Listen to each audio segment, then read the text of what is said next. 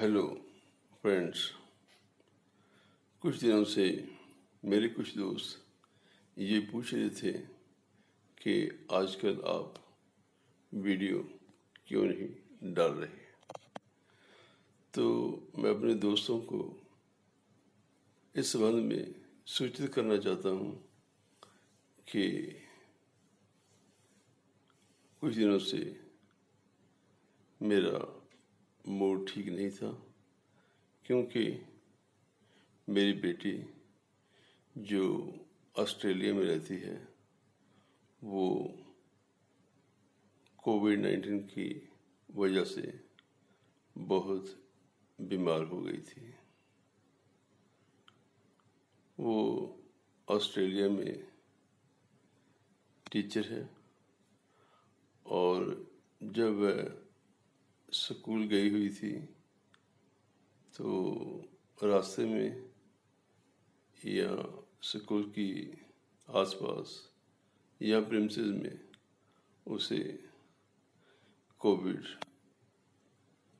हो गया था, यानी कि वो वहाँ कहीं कोविड से इन्फेक्टेड हो गई थी। तो उसके बाद तबीयत ठीक खराब होनी शुरू हो गई थी और तबीयत ठीक न होने के कारण फिर उसका कोविड का टेस्ट करवाया गया और वो कोविड पॉजिटिव पाई गई। 2-4 दिन के बाद उसकी तबीयत और भी खराब हो गई, तो बाद में उसे हॉस्पिटल में एडमिट करवाना पड़ा। क्योंकि हॉस्पिटल में एडमिट होने से पहले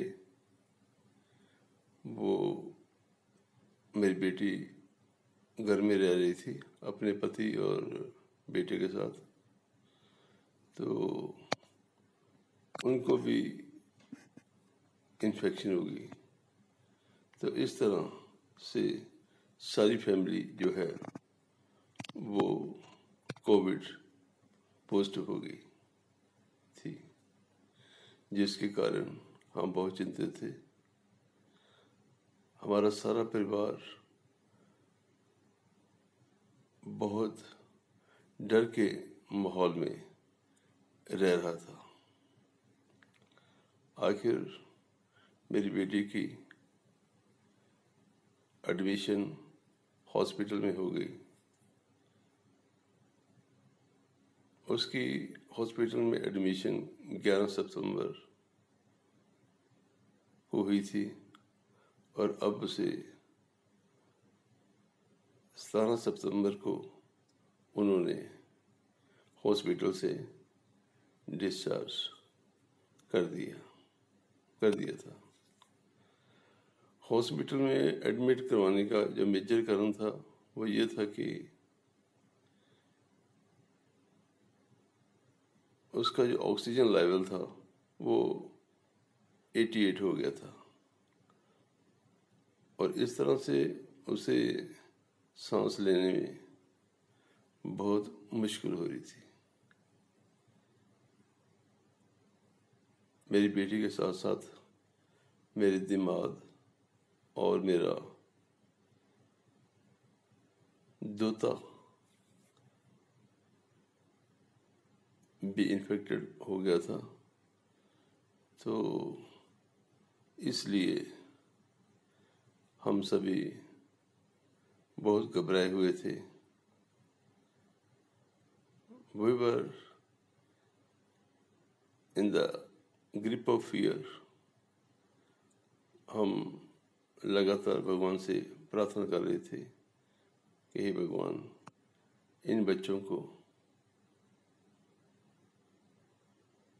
कोविड की चपेट से बाहर निकालो। सारी फैमिली का ट्रीटमेंट हुआ और अब وہ سبھی ٹھیک ٹھاک ہیں۔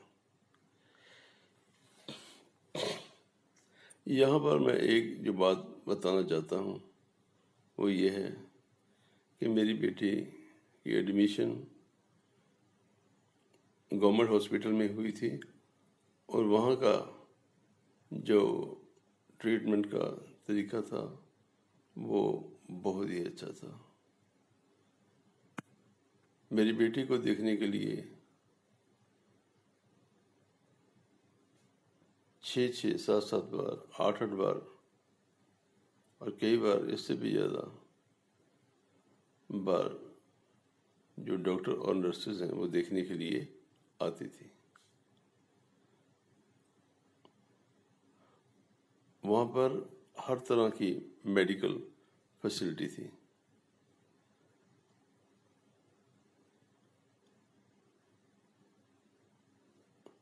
وہاں پہ ایسی فیسلٹیز تھی کہ یہاں پر جو ٹاپ کے پرائیویٹ ہاسپٹلز ہیں ان میں بھی اس طرح کی فیسلٹیز نہیں ہیں۔ کھانے پینے کے لیے مریض کو ایک دم بڑھیا کھانا، ہیلدی اور پیکڈ کھانا فرسٹ کلاس دیتے ہیں تاکہ مریض جلدی سے جلدی تندرست ہو جائے، لیکن ایسا ہمارے سرکاری ہاسپٹلز میں نہیں ہے۔ میں سرکار سے نویدن کروں گا کہ وہ بھی بھارت کے جو سرکاری ہاسپٹلز ہیں ان کو صاف ستھرا بنائیں اور ان میں ہر طرح کی میڈیکل فیسلٹیز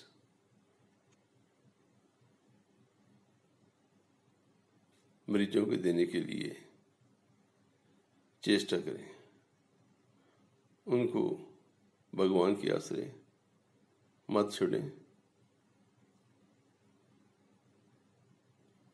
خود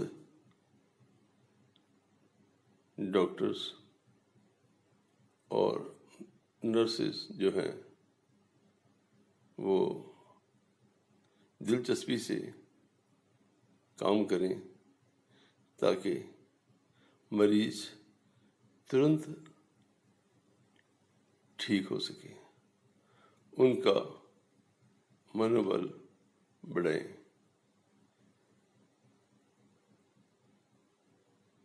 کووڈ ٹریٹیبل ہے اگر ٹریٹمنٹ کرنے والے لوگ اور سماج کے جو لوگ ہیں وہ کووڈ پیشنٹس کو ضروری سہایتا دیں، لیکن ایسا کبھی کبھی نہیں ہو پاتا، جس سے کووڈ پیشنٹس کو بہت ہی تکلیف ہوتی ہے۔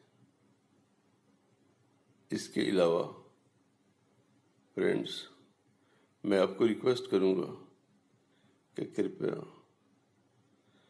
اپنے آپ کو کووڈ سے بچانے کے لیے سوشل ڈسٹینس، ہاتھوں کو بار بار دھونا اور ماسک کا پریوگ کرتے رہیں، کیونکہ یہ بہت ہی نامراد بیماری ہے۔ اگر ہم اس کی اور پراپر دھیان نہیں دیں گے تو یہ بیماری جو ہے ہمیں جکڑے رکھے گی اور ہم ہمیشہ ہی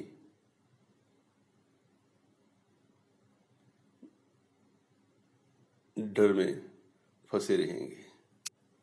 تو میری آپ سے بینتی ہے کہ جب تک یہ بیماری ختم نہیں ہو جاتی آپ سوشل ڈسٹینس بنا کے رکھیں، ہاتھوں کو بار بار دھوئیں اور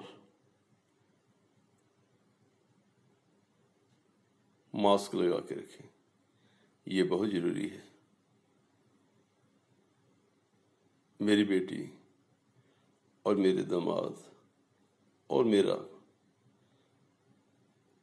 دوتا اب امپروو کر رہے ہیں with the grace of God, ان کو ٹائملی ہیلپ مل گئی اور وہ اس سمے آؤٹ آف ڈینجر ہیں، لیکن پچھلے 15-16 دنوں سے ہم بہت بری طرح سے we were in the grip of fear during all those days. So friends, be careful, take care، اور جب بھی آپ کبھی کراؤڈ میں ہوتے ہو تو کائنڈلی ڈسٹینس بنا کے رکھیں، ماسک پہن کے رکھیں اور اپنے ہاتھوں کو بھی سینیٹائز کرتے رہیں، یہ بہت ضروری ہے۔ ہم ایسا کریں گے تبھی ہم اس بیماری سے باہر نکل سکتے ہیں۔ Thank you very much for listening and watching. Thank you, God bless you all.